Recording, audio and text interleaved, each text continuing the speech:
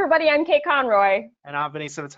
And this is Other People's Business, which is the podcast from the New Jersey Business and Industry Association, the largest statewide business association in the country, representing approximately 1 million employees, which is about 1/4 of New Jersey's workforce. We release a new episode every other Wednesday, so be on the lookout for that. Shout out to New Jersey Manufacturers Insurance Group. They do home, auto, and workers' comp, and they are the official sponsor of the show. So check them out if you need some updated coverage. Awesome. Just a couple of housekeeping matters before we get this thing rolling. This show is available just about anywhere you can get a podcast. That's iTunes, Google Play, Amazon's TuneIn. We even throw these things up on YouTube if you'd rather watch than listen. But no matter how you check the show out, show it some love. Comment, like, give it that 5-star review on iTunes or whatever network you're watching the show on. Helps the algorithm find other listeners just like you. So with that out of the way, our awesome guest today from McCarter English is Frank Ferruggia. Frank, say hi, let the audience hear your voice. Hello to all of you, and Kate and Vinnie, thank you so much for having me on. Happy holidays to all. Oh, yeah, it's great. Actually, I don't know when this is going to air, but we're recording this prior to the end of the year, so just there you go. Happy but holidays. Yeah, happy holidays to you and to all of our listeners belated out there too. All right, awesome. So today's icebreaker is, what are you currently binging? And that can be, I almost said home, auto, or workers' comp, but actually. You could be binging home, auto, and workers' comp, right? Like those things, you get a policy that's like 48 pages long. You know? That's true, you totally could. Actually, what I mean is books, movies, TV, or food. Who wants to go first? Anybody? Why don't we start with Frank? What have you been doing lately? Well, as Kate knows, because we're both members of a Philip Roth book club, I do love to read. It is one of my passions, and one of the faults I have is I'll read multiple books at the same time. It's a bad habit, but it depends on what mood I'm in or what time of the day it is. So I'm currently reading 3 books at the same time, and interestingly, none of them are Philip Roth. One is a biography of St. Francis, which is truly fascinating. A lot of things about the origins of his life that I did not know. I'm also rereading for the second time in many, many years, Huckleberry Finn, which is truly interesting. And I'm slowly making my way through Don Quixote, which too many people have told me is the greatest book ever written. And I've got a terrific translation, but it seems a bit repetitive. Quixote goes off, he's got some adventure, he gets, the living daylights beaten out of him, and then he moves on to the next adventure and he gets the living daylights beaten out of him again. So it's a little repetitive, but I'm determined to get through it. So those are the 3 books I'm binging. Today we cover it in a montage. And recently, we just started Succession on HBO, and my wife and I are binging on that. We're still in the first season, but it's caught our attention and we love it. Cool. So I thought you said Succession, and I was like, is that a Civil War show? But then I caught up for a second. Succession. So I heard that I have a friend who's binging that, and she's pretty deep, and she's like, at this point, there are no more redeeming people. Like, it's hard to watch it because it's hard to root for anybody. But that's been on my list for a really long time. I strongly recommend it. And after 4 or 5 episodes, your friend is correct. There are very few redeeming characters on that show. So hopefully you have a high tolerance for that. I don't know. We'll see. I guess we'll see. Vinny, you want to go next? I can't say I've been binging it because I've been doing it week to week, but I'm really into Hawkeye right now. So it's the Marvel show on Disney Plus. When we're airing this, we still have, or when we're recording this, we still have 1 more episode left to air. So I don't know how it ends just yet, but it's sort of a I'll be home for Christmas kind of a take. Like Hawkeye needs to get home to his family for Christmas, but there's all these problems in the way before he can do it. So it's cute. I don't know.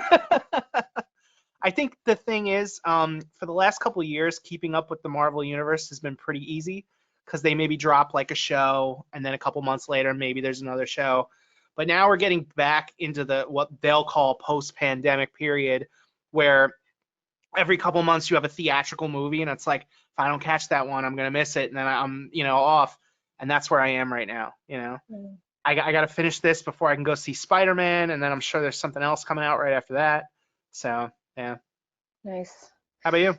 So I have two things. I am getting to the very end of Modern Family, and so for a while I was binging it like you binge things, like 4 or 5 episodes a night. But now I'm like rationing them because I'm in the last season, and I only let myself watch one show a night because I kind of don't really want to say goodbye to the family. Like, Yeah. I'm gonna miss them so much. And do you remember that movie, The Never-Ending Story? Of course. So I was mentioning to one of my closest friends, Michael Hetrick, who's awesome, The Never-Ending Story, and I was just sort of reminiscing, and he was like, "Did you ever read the book?" And I said, "I didn't even know that it was a book." And he gave me his copy of The Never-Ending Story, and I cannot put it down. It Really? is How far into it are you, though? wonderful. I'm like 100 and change pages out of 400. Yeah, because, okay, so the beginning is great, and then the middle is so slow, and then it like Really? gets better towards the end. Yeah, like, Spoiler alert. That's well, I nice. didn't tell you how it ends, although you should have seen the second movie by now. I don't know if it's necessary to put a spoiler alert on something that's like Wait. 20, 30 years old. Wait, there's a second movie? How do I not know The that? second movie is like the second half of the book. It's I don't know, like You're blowing my there are mind. liberties taken, like it's not exact, but it's basically the second half of the book. You're blowing my mind right now. I need to, I like, know. as soon as I we hang can't up. believe you didn't know there was a second movie. Like, No. Well, because the movie I saw the movie before we had, like, the internet. So it didn't Yeah. occur to me, like, I wouldn't have, even if I had wanted to research it, I couldn't have. So, wow. I just feel like that was everywhere. Like, okay, so I've seen the second movie way more times than I've seen the first one, just because of how many times it was on TV when I was growing up. It was one of those things, actually, like Modern Family. If it's on, I'll just watch it. And it was like that with the second Never-Ending Story movie. It was just like if it was on, I'd throw it on, whatever. You're literally blowing my mind right. I Yeah, cannot believe that you've seen it more times than you've seen the first one. I yeah. have to look into this immediately. If it wasn't for the fact that I'm not gonna say recently, it was maybe like 3 years ago. If I hadn't recently read the book, I probably wouldn't remember the first movie very well at all. I should go back and rewatch that. If we weren't recording, I would like literally pick up my phone and just start to Google. I am glad you're enjoying the book. It does end strong. I don't know. I actually almost bought, like, I was at a convention and somebody was selling, it was like a $200 copy of that book where they had made it where I'm trying to remember the name. Orin, the medallion was like metallic and out, like on the cover of the book. It was hard. It had like the gold side. It was beautiful, but I was like, no, I don't like the book that much. Yeah. So, yeah. I will say I'm still working my way through the Philip Roth biography. Frank and I both bought it at the same time, and I bought the Kindle version, and then the author had a little bit of a scandal, and so the production or the publisher stopped production, I think. So because it occurred to me that there are literally only a certain number of hardback copies. I bought a hardback as well because I'm like, it's an investment. I guess it depends on how bad the scandal was. It was pretty bad. I hate that I put money into his pocket, but I'm really glad that I own a hardback version of that book, and it continues to put me to sleep at night.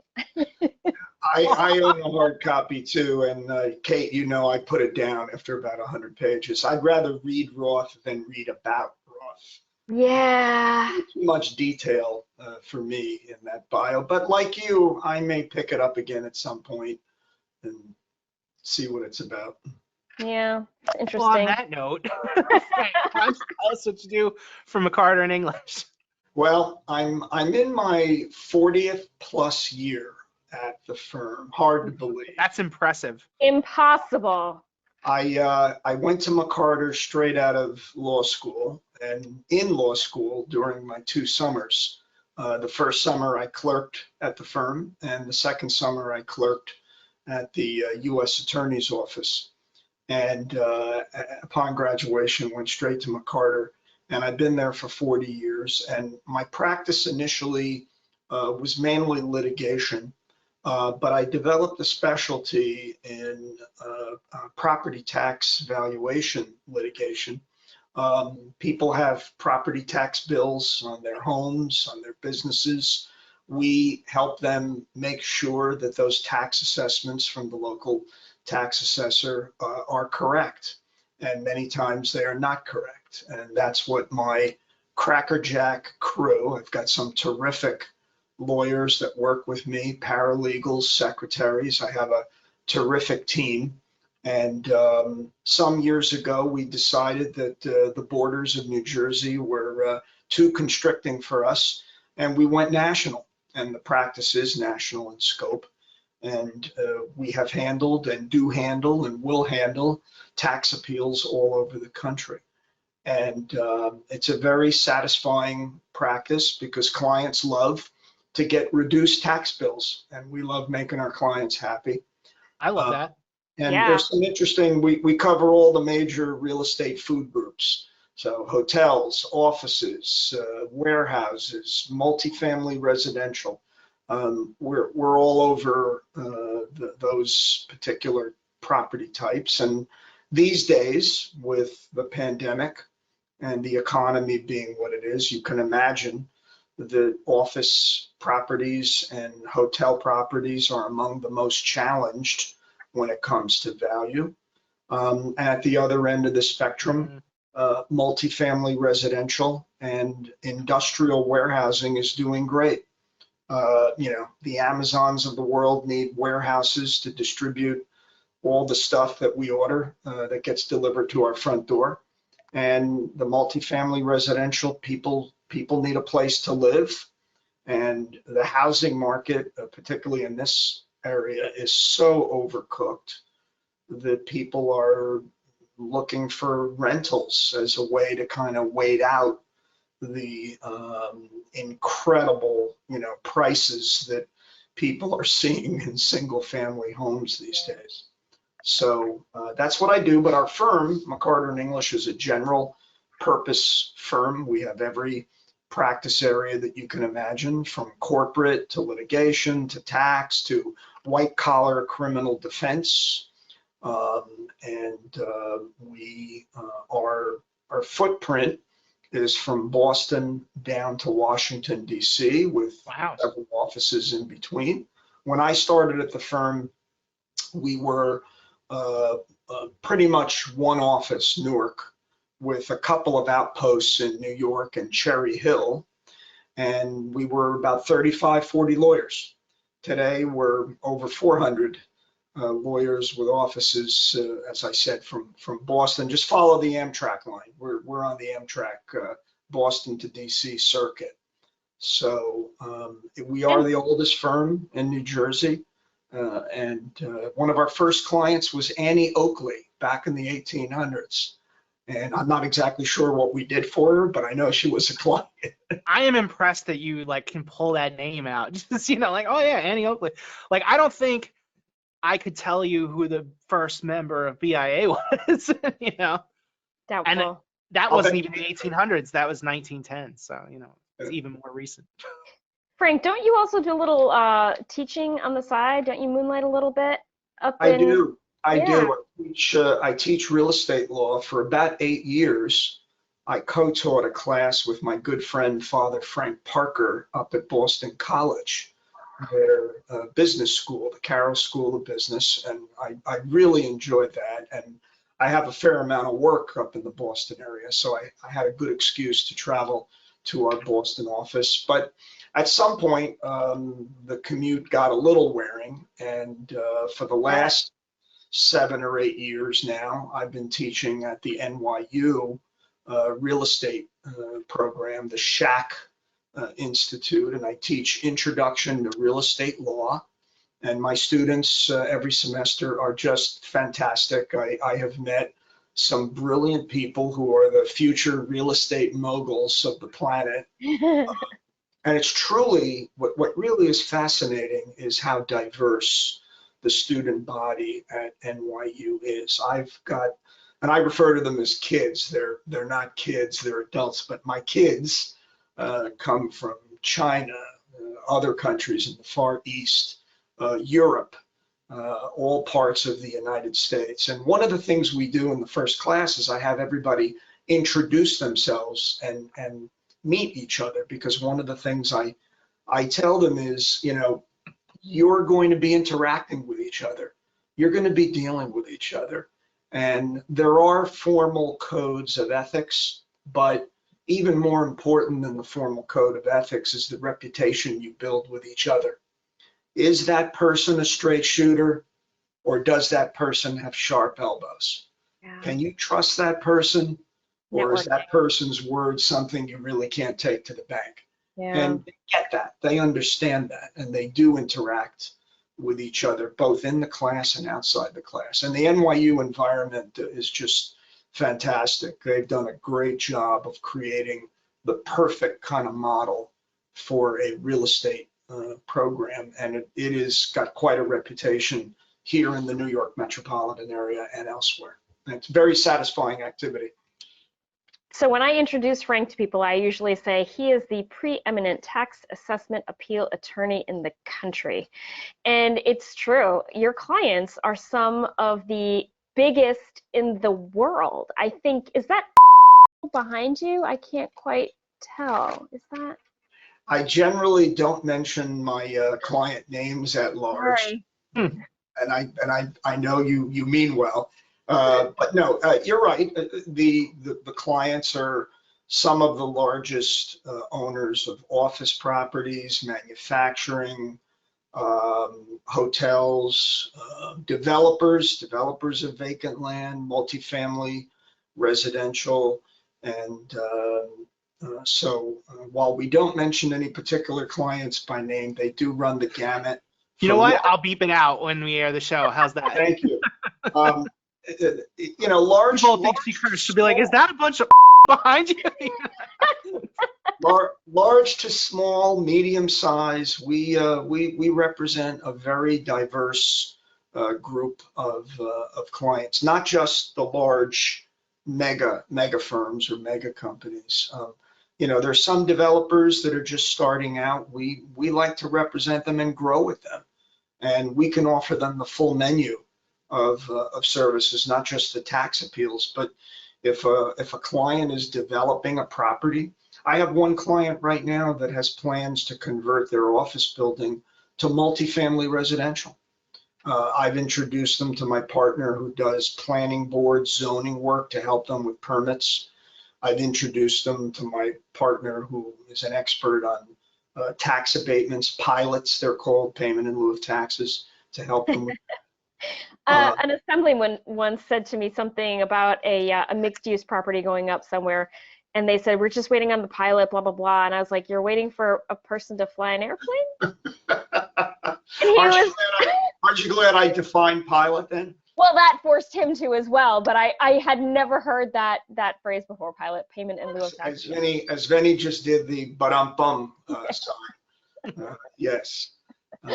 So yeah, it's the full menu of services, and we try to make that full menu available to clients, and make sure that all their needs are serviced so that their projects can come to fruition, their dreams can come to fruition.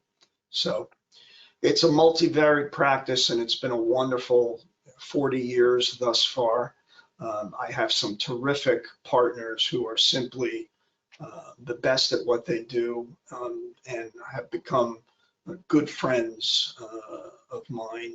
So it's one of the reasons I've hung in there for 40 years, and thank God no one has succeeded in getting rid of me quite yet. I mean, you know, your kids are through college at this point. You could theoretically retire if you wanted to, but I think you love it too much, right? I love practicing law, and you know, I don't know what I would do. I mean, can you really play golf every single day once you I've retire? heard some people tell me some things. I don't know. Guess you could try, Vinnie. I mean, I guess the effort, you can make the old college effort. Yeah.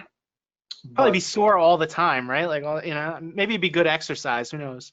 As I said earlier, I've got a great group, and I'm trying to make them do as much work as possible, so that I've got a little bit of time for golf and reading, and you know, but I do enjoy practicing, I enjoy teaching, and as long as the good Lord allows me to continue doing that, that's my intention. Nice. All right, well, on that note, I think we're going to take a break, and when we come back, we're going to play a game. All right, and we're back, and it is now time to play the game, Awful or Awesome. I'm going to name 3 things, and we each have to decide quickly if they're awful or awesome, and be prepared to defend our answers. Ready? Ready. First up, HBO. And I'm just going to go ahead and say awesome. I really like what they're doing lately. And sorry, it sort of doesn't include the Sex and the City new whatever Kim Cattrall free. Yeah, how do you make Sex in the City without Kim Cattrall? That's just awful. You rename it something stupid. And I heard Mr. Big died in the first episode. That's not a spoiler, right? Like, it's the first episode, so yeah. And I heard that not only did he die, but Carrie just sort of watched it happen. She didn't call 911. She didn't, like, I don't know. That's a stone cold killer right there. Yeah, so I'm a big fan. I'm going to say awesome, but with the one caveat that, I don't know, I think Sarah Jessica Parker gets like a little bit too much airtime. But I love it. I can go awesome. I mean, I get HBO for free because we're AT&T cell phone subscribers. Otherwise, I probably wouldn't subscribe. But it's good stuff. You know, they've been putting all the Warner Brothers theatrical movies on there this year, so it gives it that added value. You know, good stuff. Yeah. I'll go with awesome too. The reason I got HBO was because of the series that grabbed us, captured us, and that my wife and I binge rewatch all the time, and that's Sopranos. And recently we just got into Succession, as I think I mentioned earlier, and that's grabbed us. So I think and their specials, their documentaries, just interesting stuff. So from Sopranos to Succession. Interesting how they both start with S, isn't it? I know, it is. It's a success, as it were. I keep meaning to watch Barry, but maybe I'll talk about that on another show if I start it. I heard that was great. I heard that it is great. Phenomenal. Yeah. Yeah, and I need to catch up on Curb Your Enthusiasm, and I'm currently rewatching The Sopranos. I'm midway through season 6, part 1, and that is a great, great show. I forgot how funny it is. It's so funny. Which one is that, Kate? The Sopranos season. No, that season 6, part 1. He's saying like what's going on in the show around that time. So Tony just got out of the hospital. He was Kevin Finnerty for a little while. He was in sort of purgatory, we think. He's out of the hospital and he's trying to regain his footing, and he's feeling really close to Carmela. But then that fetching real estate agent, Juliana Skiff, shows up on the scene trying to get Jamba Juice into one of his locations, and he feels very torn, I think. Yeah, so it's great show. Great show. Love it. All right. Next up, golf outings. And is that a phone? Does anybody need to get that? My fax machine. I'm sorry. That's okay. It happens. All good. So I took the phone out of the room, but the fax machine is a little larger, immovable object.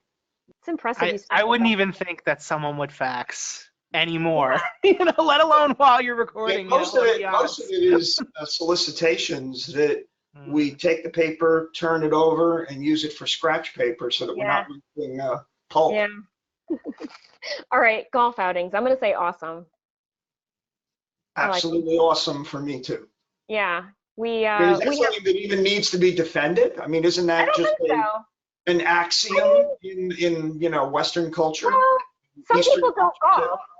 Some people don't golf, and so maybe they don't understand. Like Vinnie doesn't golf, but I think Vinnie still likes I don't golf. I'm not gonna call it awful. It's fine. I'm kind of neutral on this one. We have a golf outing at BIA every year. And I have a lot of fun at that. I haven't gotten to go in a few years, not even specifically COVID, but I think within our staff, we made it a lot more efficient where we don't need all hands on deck anymore. But for a lot of years there, I got to drive a golf cart around all day. I got to hang out with my...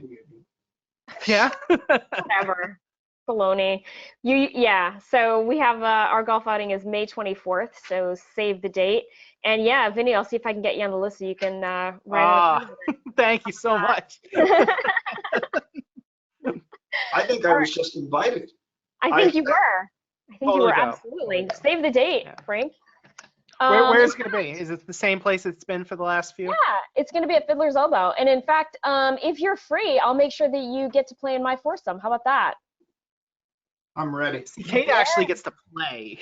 Everybody else has to do some kind of work on it. Well, unfortunately, the camera's not pointed in the direction, but I did, not to brag or anything, but this year I was lucky enough back in September to get my first hole in one, and it was at Fiddler's Elbow. So, Or what? Interestingly enough, that was not the highlight of my week. The highlight of Wow. that week was my grandson being born, my first Oh grandson. yeah, you got to give it to that. I mean, That you was can the say highlight. that. The hole in one was secondary, you know. All right. Amazing. All right. What hole was it at? 17th hole of the forest course, 165 yards over a lake. I hit a hybrid. I have a lot of balls in that lake, by the way. What's a hybrid? A hybrid is like an iron, but it's really a metal club. Gives you a okay. little more distance. Gotcha. And it hit the green, and my son was with me, and a client was with me. It hit the green. We saw it roll and then disappear into the cup. And I was very calm about it. I think I threw my club 100 feet in the air. I don't blame you at all. I would do exactly the same. Let's put it this way. A lot of drinks were consumed at the bar that afternoon. I Got it. bet. Yeah. I bet. It's worth celebrating for sure. Okay, last one, snowbirding. And when I said this word to both of you in advance, you both said, what? And I basically took a noun and I turned it into a verb. So She sent me snowbird. the outline of the show, and I thought it was a typo, and it was supposed to be snowboarding. I know what a snowbird is, but I never heard it referred to as snowbirding. Yeah. So, yeah, I think I coined that phrase. like a verb. I did. I took a noun and I just made it a verb. Sure. All right, so I'm going to say awesome because someday, I mean, I'm getting to be a point where I'm quickly thinking about retirement. Like, I'm not old enough to do that yet. I've got like 20-ish more years ahead of me, but I'm already thinking it would be really nice to live someplace in like the summertime that's not super hot, but be able to go somewhere in the wintertime where it's not super cold. Yeah, I know you're probably looking to settle down in Minnesota one day, right? So like, what do you think would be like the hotter place to go? You know, it would be here. Well, you could snowbirds in New Jersey. You know, we would miss you. You make a really interesting point. Winters in New Jersey are not bad compared to winters in Minnesota.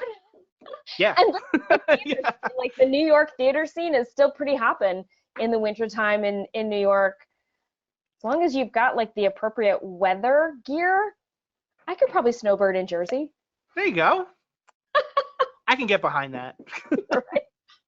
What do you You'd guys probably be the only person snowbirding.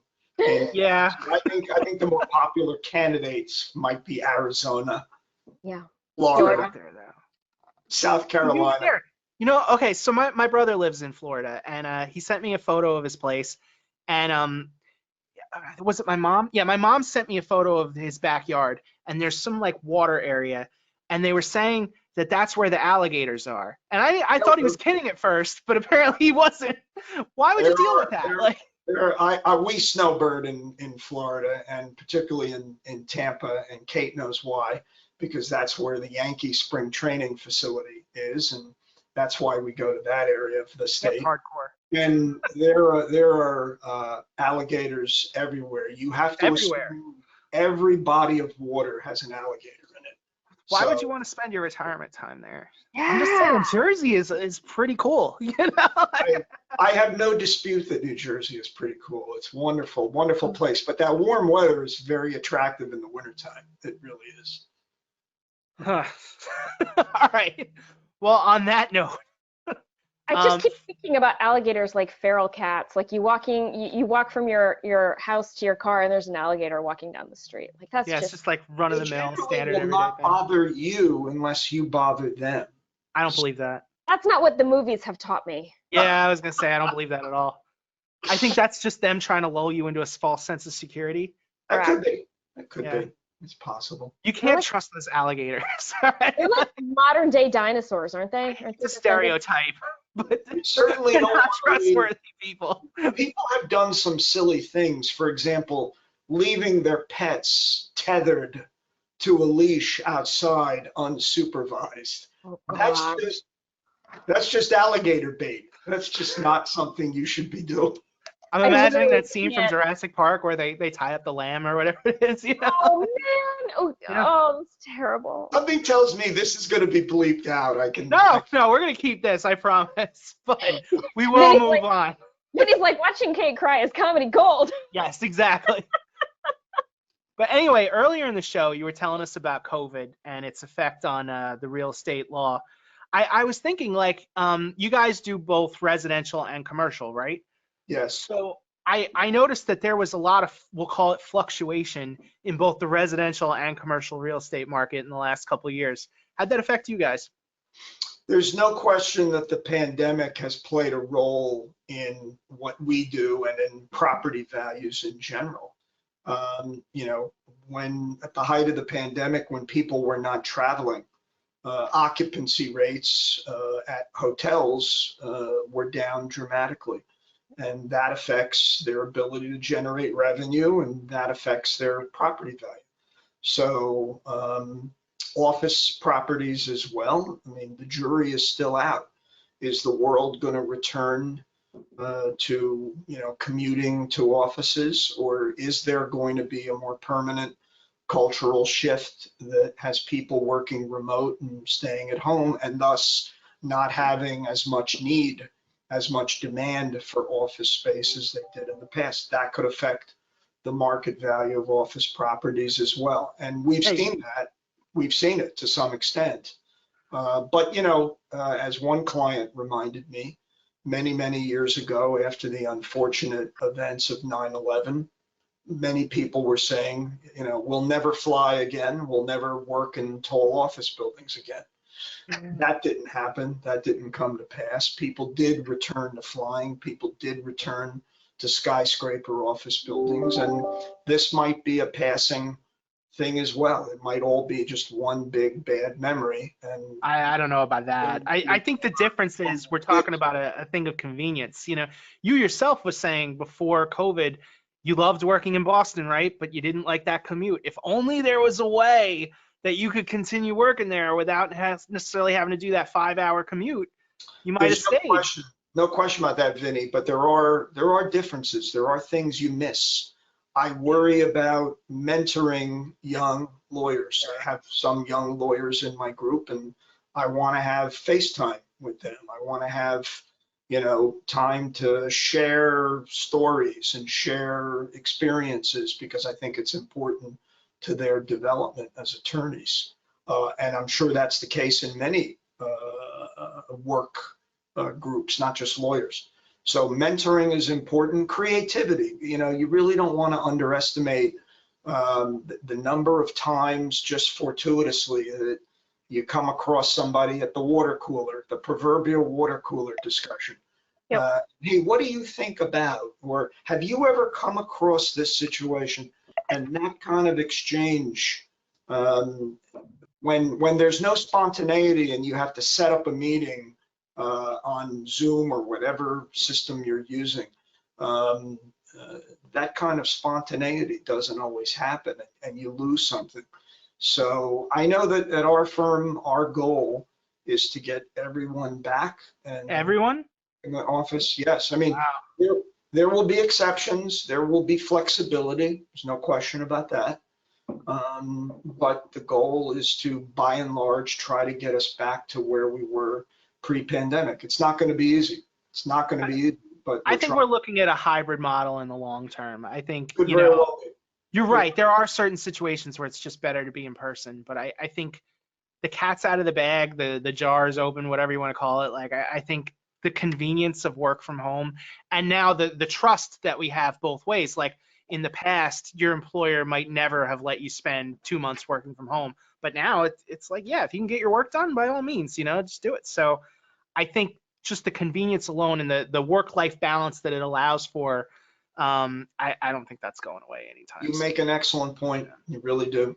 I was wondering, I was just thinking about how different things are now compared to 2 years ago. Like Frank remembers, like you and I were out probably 2 or 3 nights a week, and there were constant lunch meetings and coffee appointments, and I was on the road so more than I ever thought I would be. I was on the road 90% of the time, and now I am like these four walls are my companions. I sound like a prisoner.